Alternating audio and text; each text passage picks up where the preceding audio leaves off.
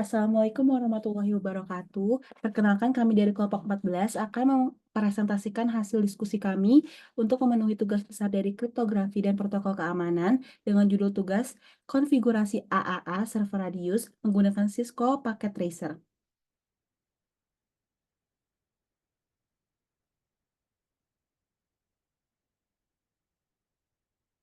Selanjutnya, berikut adalah anggota dari kelompok 14 sendiri. Ada saya, Adisti Putri Naswandi, Maulana Yuda Arik, dan Muhammad Adnan. Dan kali ini kami akan membahas beberapa subbab, yaitu ada introduction, dasar teori, demonstration, hasil dan pembahasan, alur diagram, dan juga kesimpulan. Introduction-nya itu digitalisasi telah mengubah cara kita menggunakan jaringan yang akan menyebabkan meningkatnya kebutuhan masyarakat akan protokol manajemen jaringan yang aman dan efisien. Radius, sebuah protokol jaringan penting yang menyediakan manajemen authentication, authorization, dan accounting yang terpusat untuk mengamankan akses jaringan.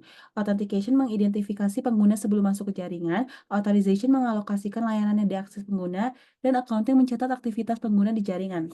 Cisco Packet Tracer adalah alat simulasi yang membantu mempelajari konfigurasi dan manajemen protokol seperti Radius, sehingga memungkinkan visualisasi dan pengujian jaringan secara virtual tanpa perangkat keras fisik.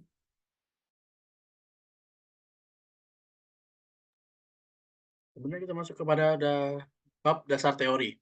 Dasar teori yang pertama itu adalah AAA atau yang bisa kita sebut sebagai Authentication, Authorization, dan Accounting.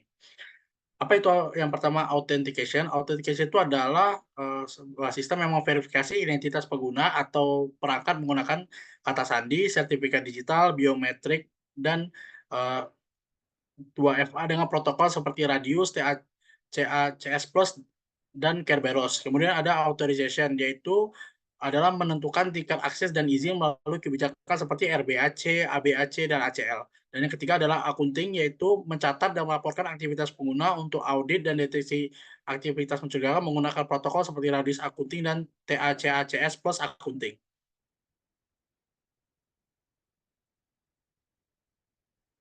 Dasar teori yang kedua adalah Radius. Radius adalah protokol jaringan AA untuk autentikasi, otorisasi, dan akuntansi. Dikembangkan pada 1991 oleh Livingstone Enterprise dan dikelola oleh IETF. Radius memungkinkan pengelolaan akses terpusat pusat. Klien mengirim permintaan autentikasi ke server yang memverifikasi kredensial, menentukan izin, dan mencatat aktivitas. Radius mendukung berbagai metode autentikasi dan kompatibel dengan banyak perangkat. Radius menawarkan keamanan, skalabilitas, dan efisiensi untuk jaringan besar.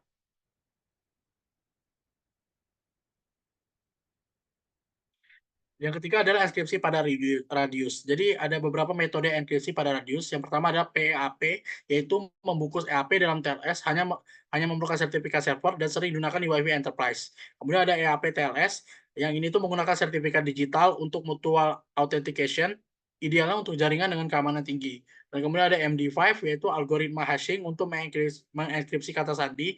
Uh, uh, Algoritma ini cepat tetapi rentan terhadap serangan polisi. Dan yang terakhir ada TTLS, yaitu membuat saluran aman untuk EAP menggunakan TLS. Hanya memerlukan sertifikat server dan cocok untuk WiFi dan VPN.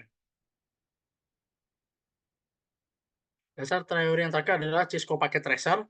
Jadi Cisco Packet Tracer ini adalah perangkat lunak simulasi jaringan dari Cisco System untuk melatih profesional jaringan. Alat ini memungkinkan desain, konfigurasi, dan pemecahan masalah jaringan tanpa perangkat keras fisik. Dengan antarmuka intuitif, mendukung topologi kompleks, dan pembelajarannya kolaboratif. Paket tracer sendiri itu sering digunakan dalam Cisco Networking Academy untuk persiapan sertifikasi seperti CCNA dan CCNP.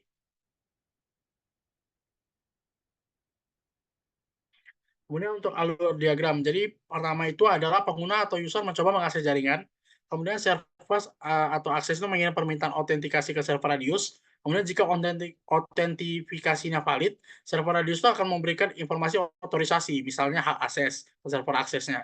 Kemudian pengguna diberikan akses ke sumber daya jaringan sesuai dengan izin yang diberikan.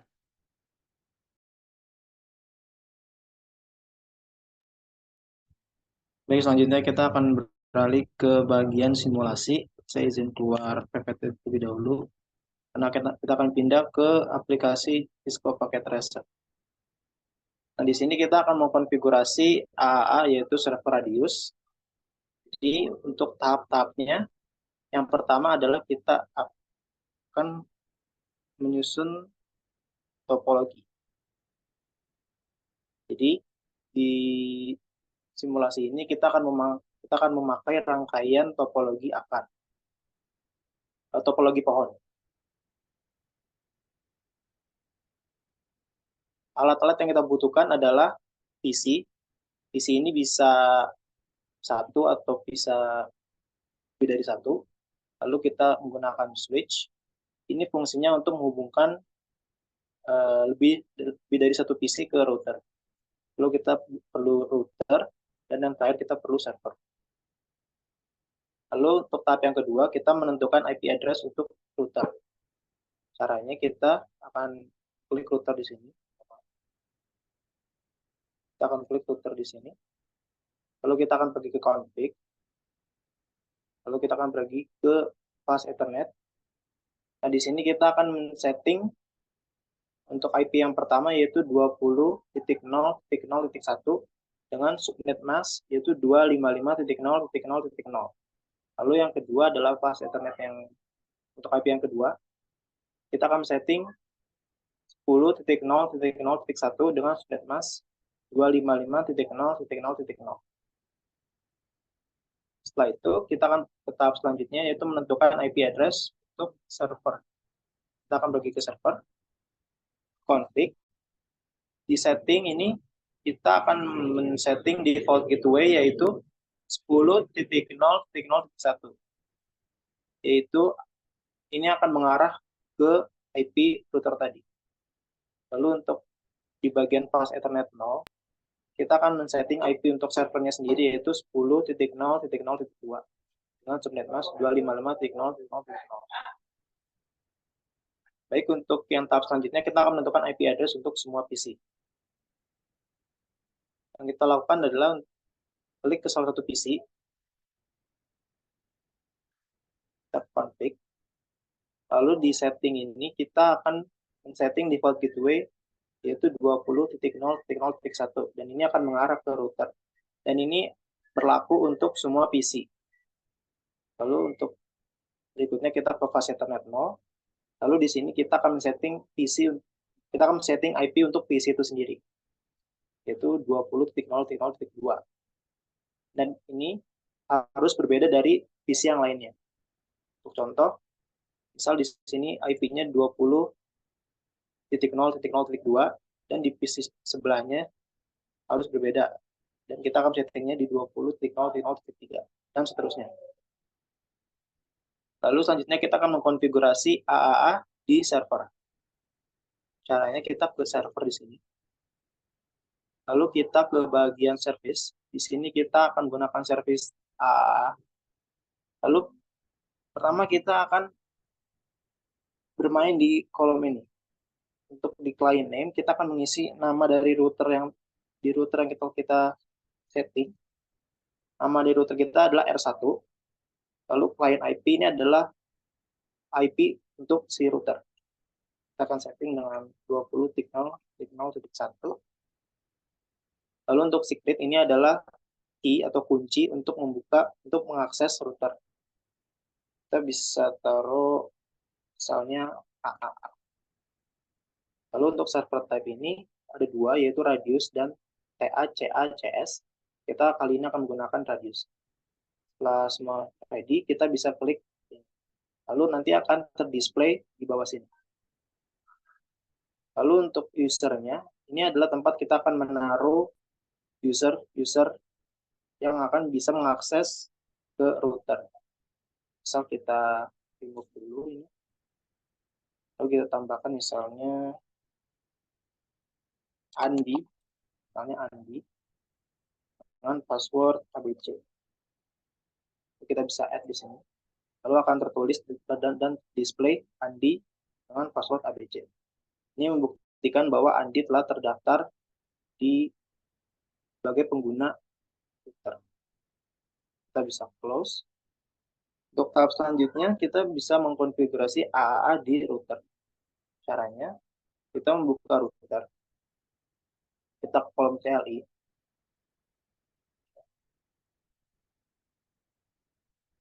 pertama-tama kita harus ke mode R1 config, lalu kita akan mengikuti koman-koman berikut. AA new model. Ini adalah koman ini untuk membuat model baru yang kita akan pasang di router. Lalu radius server host 10.0.0.2 key AA. Komen ini berguna untuk menjadikan server ini sebagai tempat host.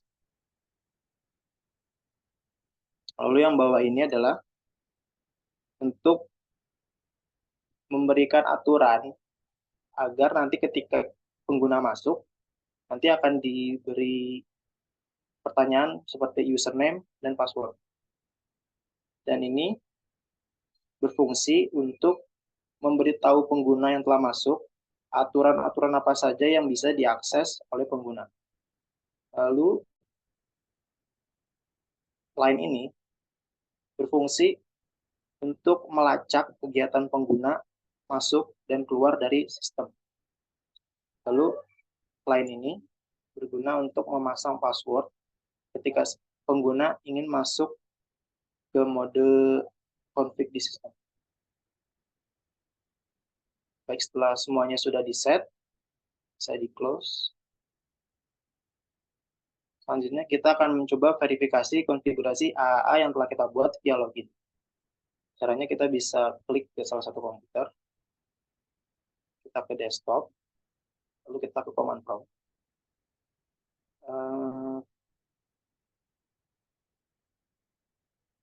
Kita coba menghubungi router dengan IP 20.0.0.1.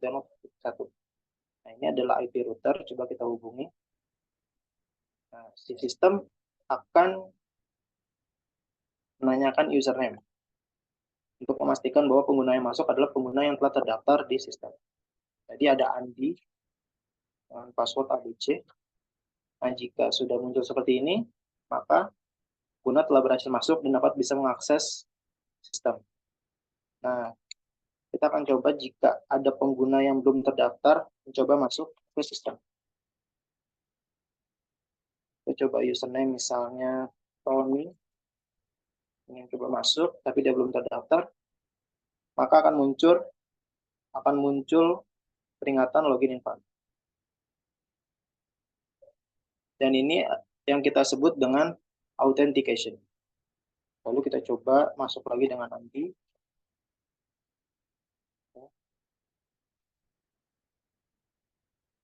Coba masuk ke sistem. Lalu kita coba dengan perintah show-run. Dan ini adalah yang kita sebut dengan authorization, di mana sistem memberitahu pengguna aturan apa saja yang bisa diakses oleh si pengguna. Kita bisa exit, close. Lalu kita coba melihat counting, di mana kita bisa melihat itu di server. Kita ke desktop, kita ke bagian AAA accounting. Nah, di sini di bagian radius accounting akan tercatat bahwa tadi si Andi sudah masuk dan keluar. Dan si Andi ini tercatat dia mencoba masuk ke sistem dengan menggunakan PC yang pertama dengan IP 20.0.0.2. Dan dia keluar dan sistem melacak juga. Kita akan coba misalnya Andi mencoba masuk PC lewat PC yang berbeda.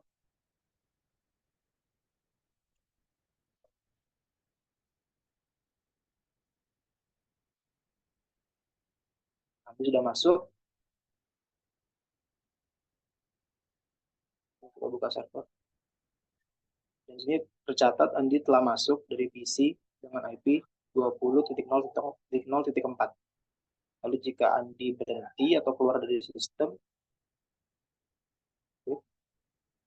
maka akan tercatat juga bahwa Andi telah berhenti.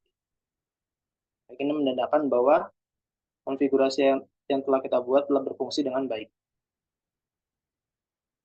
Baik, kita balik ke slide.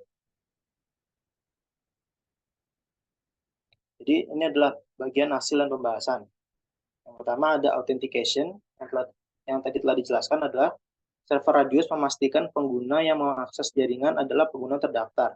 Saat pengguna mencoba masuk, router mengirimkan username dan password ke server Radius. Server memeriksa kredensial tersebut dengan basis data pengguna. Jika valid akan diberi akses, jika tidak maka akan ditolak.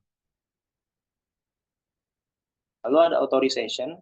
Setelah autentikasi berhasil, server Radius mengirimkan atribut otorisasi ke perangkat jaringan yang mengindikasikan hak akses pengguna, seperti izin untuk menggunakan sumber daya atau menjalankan perintah tertentu. Lalu yang terakhir ada accounting. Nah, proses ini mencatat semua aktivitas pengguna di jaringan untuk tujuan pelacakan dan analisis. Server Radius akan mencatat informasi seperti waktu pengguna masuk dan keluar, durasi sesi, dan sumber daya yang digunakan. Mirip seperti yang tadi. Selanjutnya masuk ke dalam kesimpulan, berdasarkan dari pemaparan pembahasan sebelumnya, kami dapat menyimpulkan bahwa protokol Radius sangat penting dalam manajemen authentication, authorization, dan accounting pada jaringan komputer.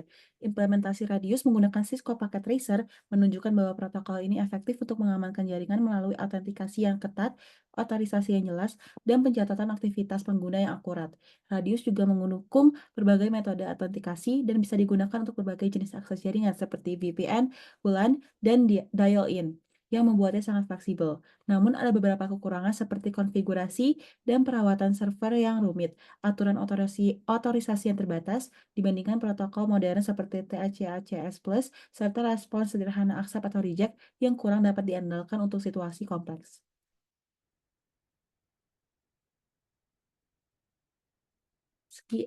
Sekian dari presentasi kami, kurang lebihnya mohon dimaafkan. Terima kasih semuanya.